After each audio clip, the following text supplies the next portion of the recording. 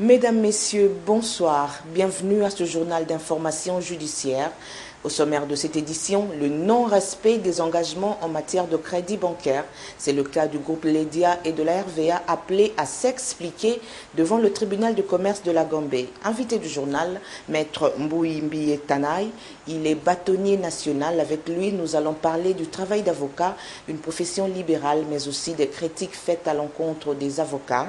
Et nous parlerons non seulement de leur relation avec les magistrats, mais aussi de leur rapport avec les justiciables. Le bâtonnier national a accepté volontiers de répondre aux questions du journal d'information. Monsieur le bâtonnier national, bonsoir. Bonsoir, madame. Vous venez de terminer une grande conférence des bâtonniers de la République démocratique du Congo. Il s'en est même suivi une assemblée générale des avocats de la République démocratique du Congo. Quelles en sont un peu les retombées? Au cours des assises de la conférence des bâtonniers, plusieurs résolutions ont été arrêtées. C'est des résolutions qui ont trait au thème qui avait été débattu et qui sont essentiellement la protection de l'avocat en termes de mécanismes, qui sont ensuite la réforme du barème des honoraires des avocats et la réforme du règlement intérieur cadre des avocats. Et aujourd'hui, évidemment, grâce à cette conférence, vous pouvez quand même nous donner un point de vue en tant que bâtonnier national de ce que vous pensez de notre justice en République démocratique du Congo.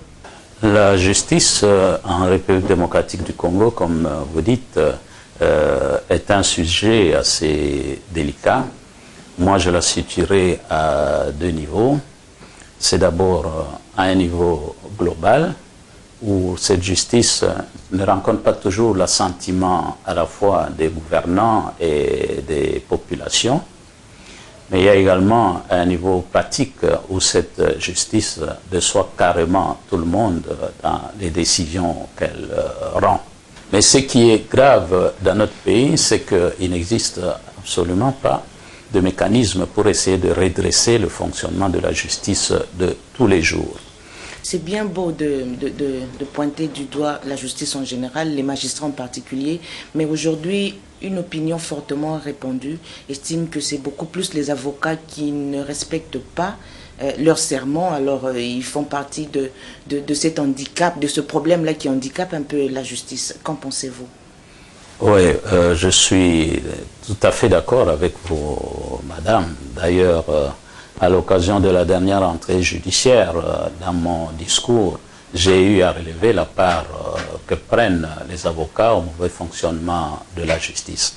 Mais cela étant, je crois qu'il faut, prendre le rôle des avocats pour ce qu'il est, c'est-à-dire un rôle assez mineur dans le mauvais fonctionnement de la justice, dans la mesure où les avocats n'ont aucune initiative.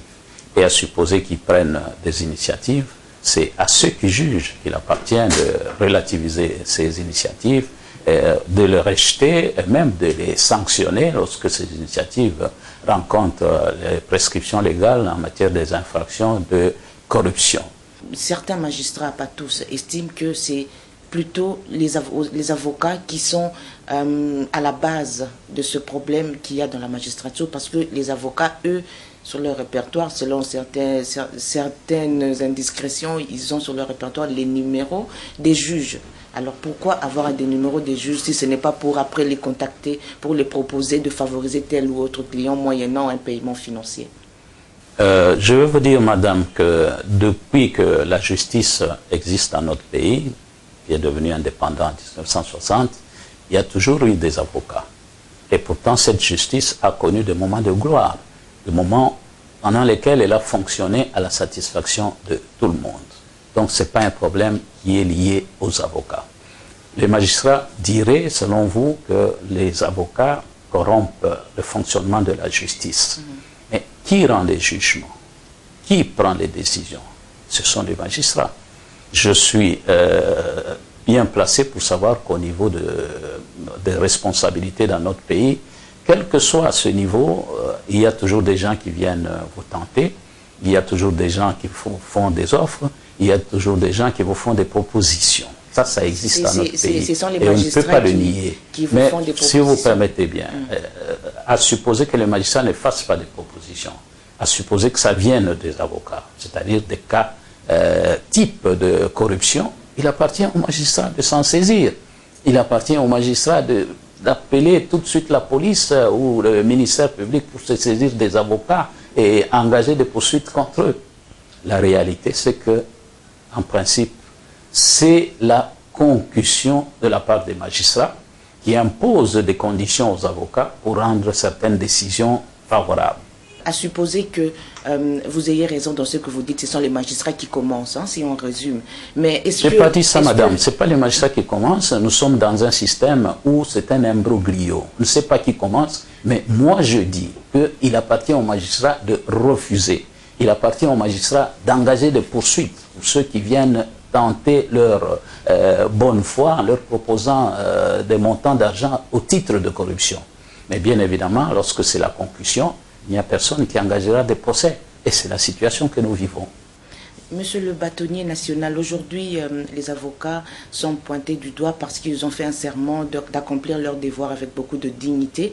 Mais très peu d'avocats sont dignes, selon certaines indiscrétions. Qu'est-ce que vous en dites?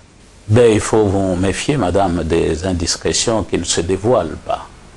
Je sais qu'au niveau des barreaux, nous avons beaucoup de problèmes parce que nous avons beaucoup d'avocats qui revêtent aujourd'hui la toge noire et qui n'ont pas été suffisamment formés pour exercer le métier d'avocat.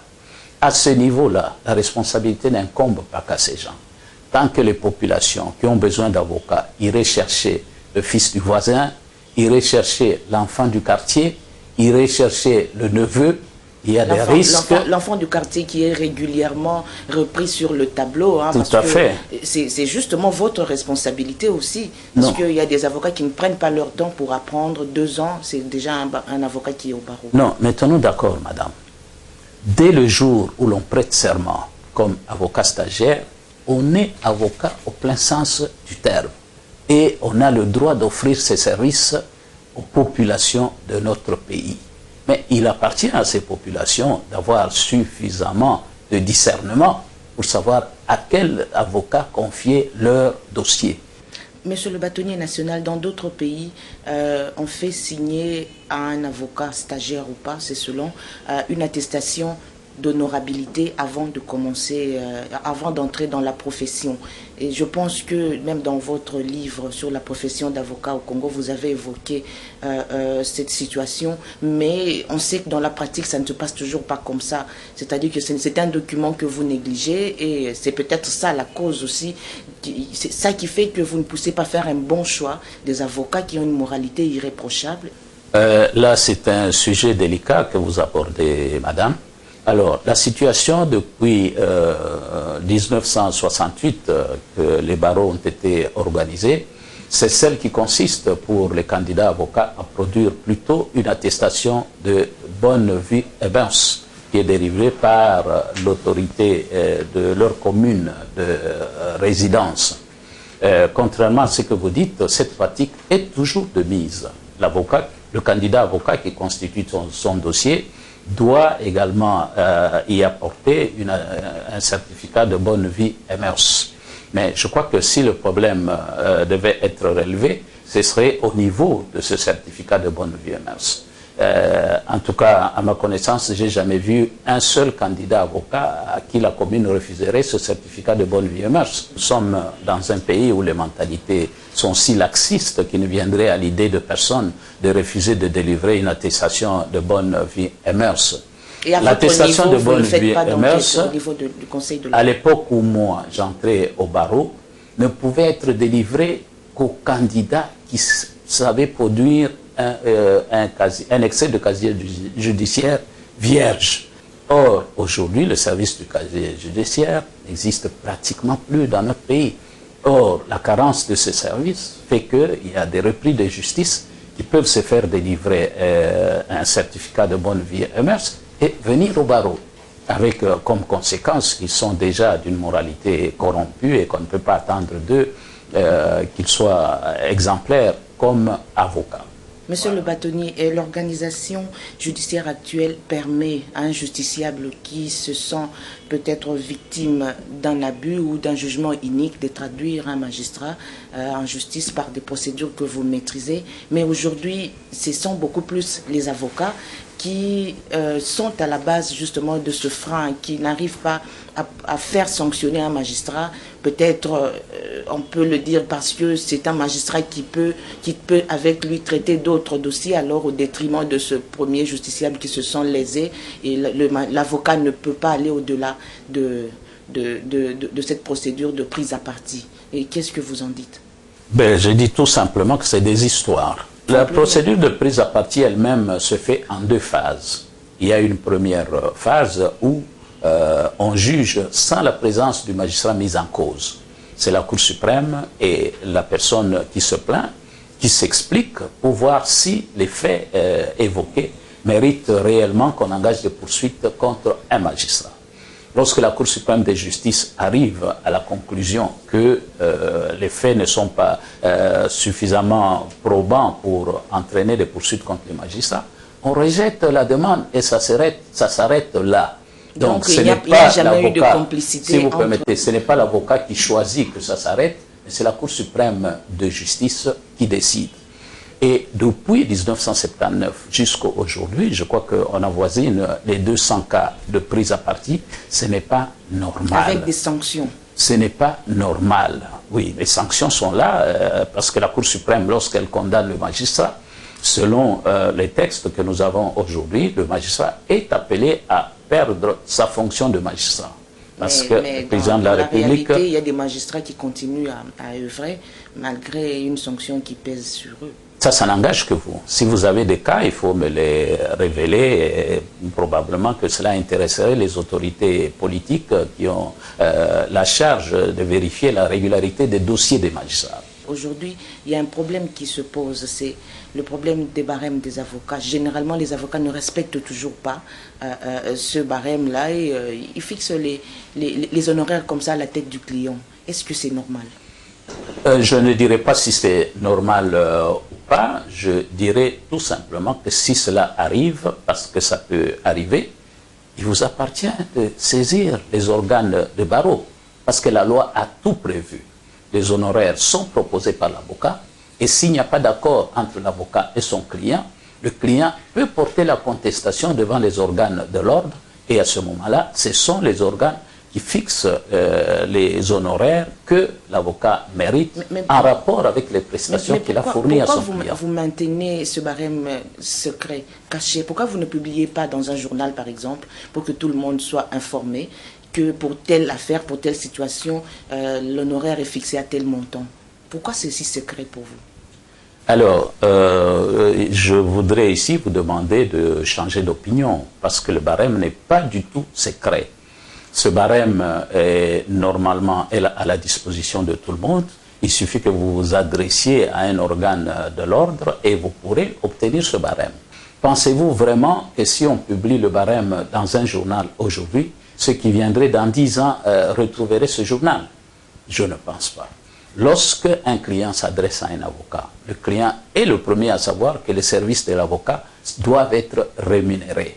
Il faut qu'il se soucie de demander à l'avocat combien coûteraient ces services si l'avocat omet de lui communiquer le montant de ses honoraires afin d'en débattre.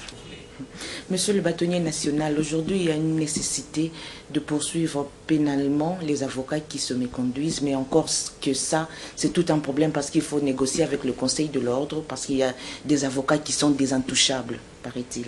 Non, madame, je crois qu'il faut, disons, voir les choses autrement. La répression des infractions commises par les avocats ne date pas d'aujourd'hui. Elle a toujours existé et c'est ce qui fait la force d'un barreau.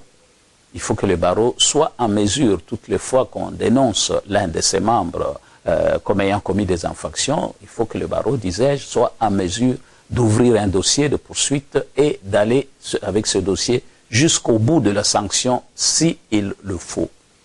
Existe-t-il d'avocats intouchables? En tout cas, en tant que bâtonnier national, je n'en vois pas un seul, parce que moi-même, je ne suis pas intouchable. Vous le dites sincèrement? Très sincèrement, moi-même, je ne suis pas intouchable. Monsieur le bâtonnier, en guise de conclusion, nous aimerions que vous puissiez nous dire quel est votre vœu le plus cher pour la justice de ce pays. Mon vœu le plus cher, c'est la réhabilitation de la justice. La réhabilitation de la justice ne se fera jamais à coup de révocation des magistrats.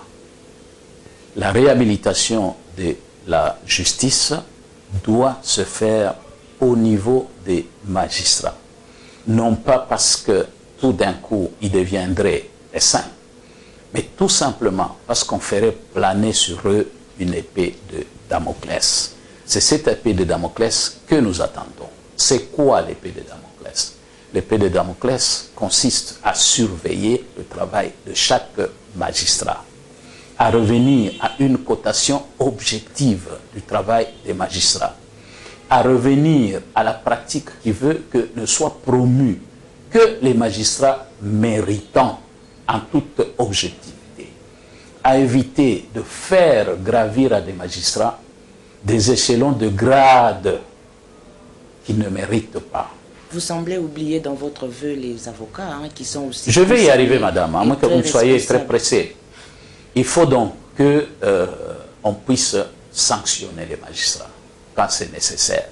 Et cette sanction ne peut pas partir que du Conseil supérieur de la magistrature. Il faut qu'il y ait un organe extérieur. C'est pourquoi nous saluons l'avènement de la Cour constitutionnelle dans notre pays, en espérant que cette Cour constitutionnelle aura suffisamment de sagesse et suffisamment de muscles et de responsabilités pour encadrer les magistrats. Maintenant, quelle est la part des avocats dans tout cela? Mon vœu est que chaque avocat prenne conscience de son rôle, qui est de défendre et pas de toujours gagner. Parce que l'avocat, au moins, il a le métier le plus beau du monde. Qu'il gagne ou qu'il perde, il mérite son honoraire. Il faut que chaque magistrat qui se trouve abordé par un avocat pour des sollicitations en ce genre puisse les dénoncer, soit devant les organes de l'ordre des avocats, soit devant le parquet. Et c'est une pratique que vous n'avez jamais fait vous-même, vous le dites sincèrement devant la caméra. Quelle pratique? Contacter un magistrat pour une petite commission. Ceux qui me suivent et ceux qui me connaissent peuvent vous donner la réponse qu'il est chez, parce que je ne peux pas être juge de moi-même. Merci beaucoup, monsieur le bâtonnier national, pour votre disponibilité. C'est moi qui vous remercie.